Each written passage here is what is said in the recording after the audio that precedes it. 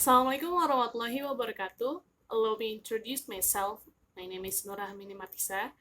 In these videos, I would like to present about language and brain in psycholinguistics. In this video, I will discuss about what is language and what is brain. Now, let's get started. Now, let's start the discussions. First of all, we discuss about psycholinguistics. As we know, psycholinguistics is the study that combined between linguistics and psychology. Linguistics, which means scientific study of language, and psychology is the study of human mind and behavior.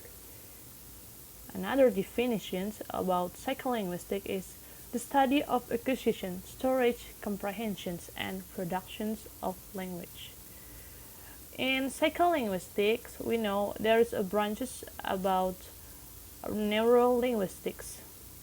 In neurolinguistics, we learn about how the language is produced in our brain.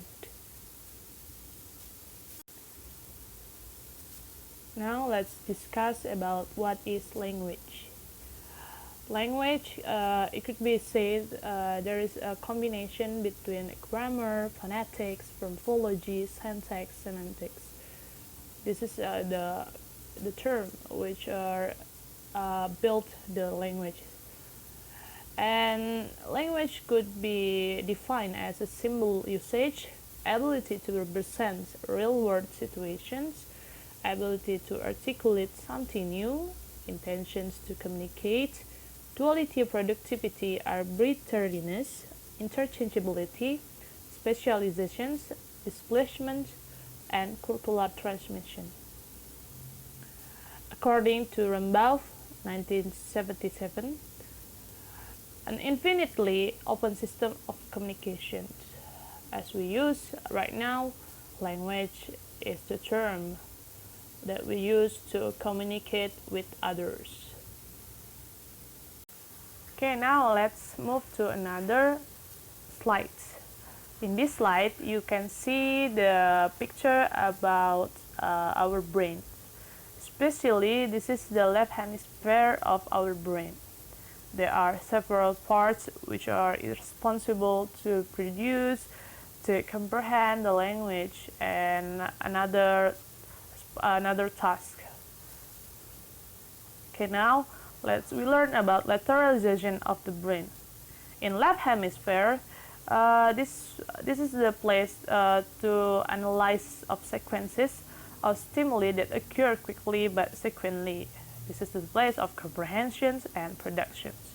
And for our right hemisphere, this is the place to analyze the space and geometrical shapes and forms that occur simultaneously.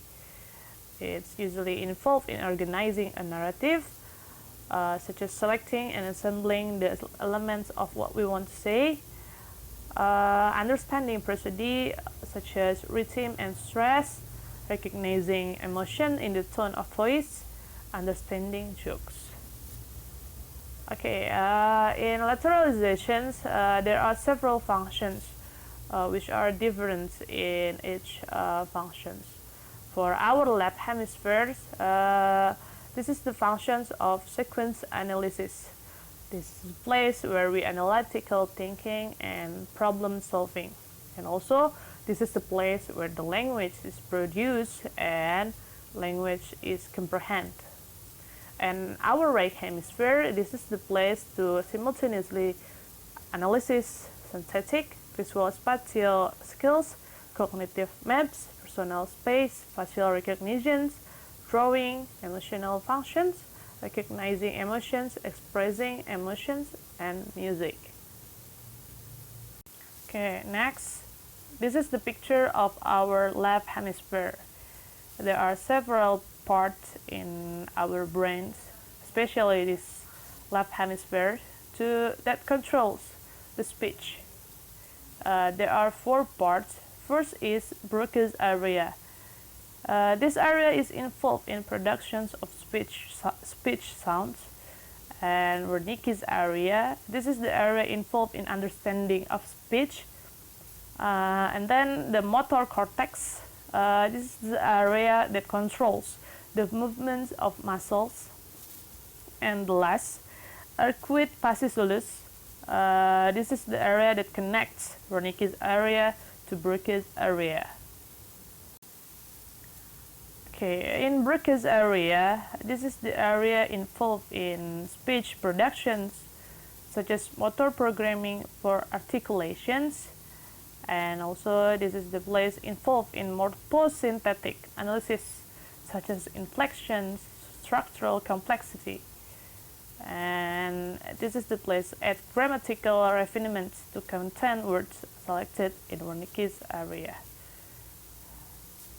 And in Wernicke's area, this is the essential place to language comprehensions. And this place involved in selections evaluation of content words contained in lexicons.